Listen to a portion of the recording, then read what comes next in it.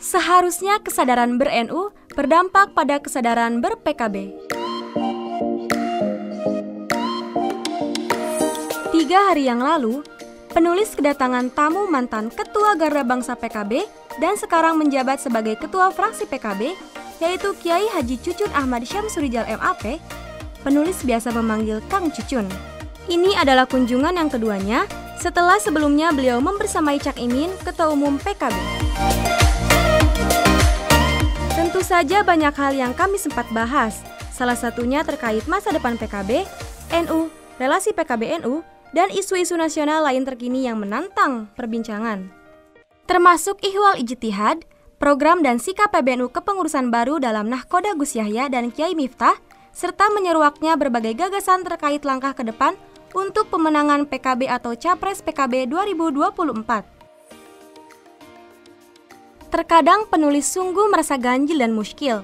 Kenapa bisa terlibat diskusi sedemikian serius dengan politisi PKB? Padahal pengurus struktural PKB bukan, pengurus PBNU apalagi. Tetapi yang menyadarkan saya untuk betah dalam satu komando perjuangan politik kebangsaan dan kekuasaan ini adalah rasa cinta yang mendalam saya kepada NU. Tak lebih dari itu, bukankah rasa cinta sering membuat orang total berkorban dan terpanggil untuk berjuang?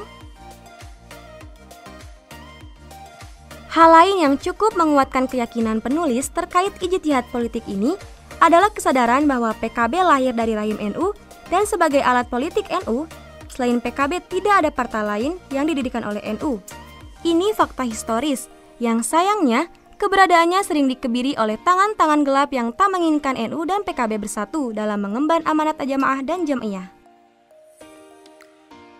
Hal lain yang menguatkan langkah penulis untuk semampunya ikut membesarkan PKB adalah karena wasiat almarhum ayahanda.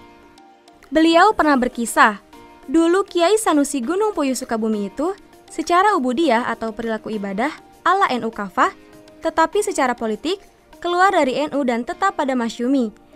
Maka lahirlah Ormas PUI atau Persatuan Umat Islam yang didirikan bersama Kiai Abdul Halim Majalengka. Jadi, menurut ayahanda, PUI itu bukan NU karena belum kafah dalam ber-NU-nya. Begitu juga yang mengaku NU belum PKB, maka dalam pengertian ayahanda ini belum kafah NU-nya.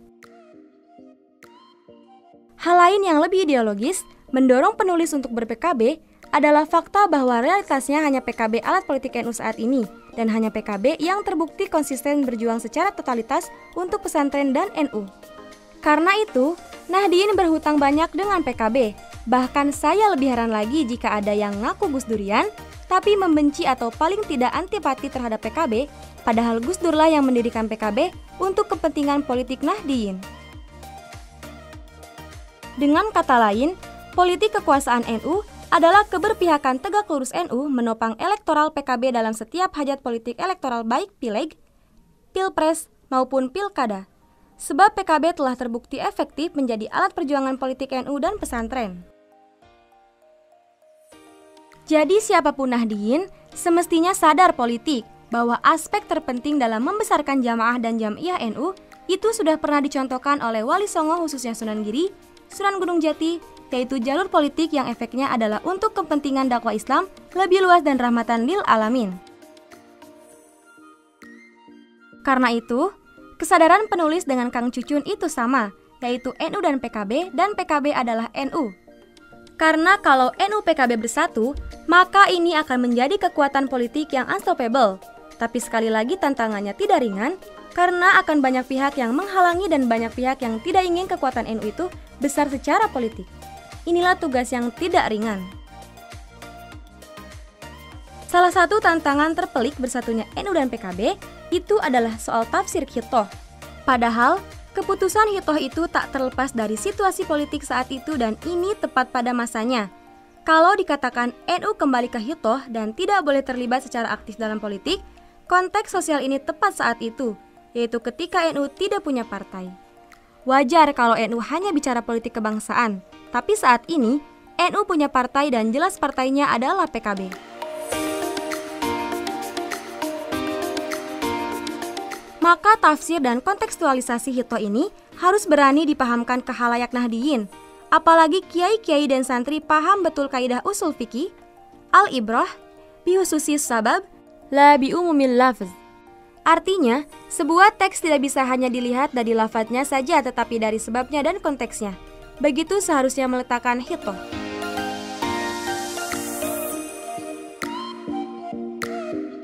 Karena itu, di ujung pembicaraan penulis dengan Kang Cucun sempat membayangkan jika warga Nahdien yang katanya berjumlah 80 juta itu, 30%-nya saja sadar politik yaitu dengan ber-PKB, tentu PKB akan menjadi pemenang pemilu di 2024 dan itu juga akan menjadi kemenangan Nahdien. Namun, sekali lagi kesadaran politik seperti itu pasti itu tidak disenangi oleh banyak pihak dan bisa jadi ada pihak yang didorong untuk memisahkan NU dengan politik atau PKB dengan mencairkan politik warga NU menjadi multipartai atau bebas partai apa saja. Tujuannya agar lemahnya partai politik milik NU atau PKB sehingga secara politik NU akan terus lemah. Wallahu a'lam bishawab.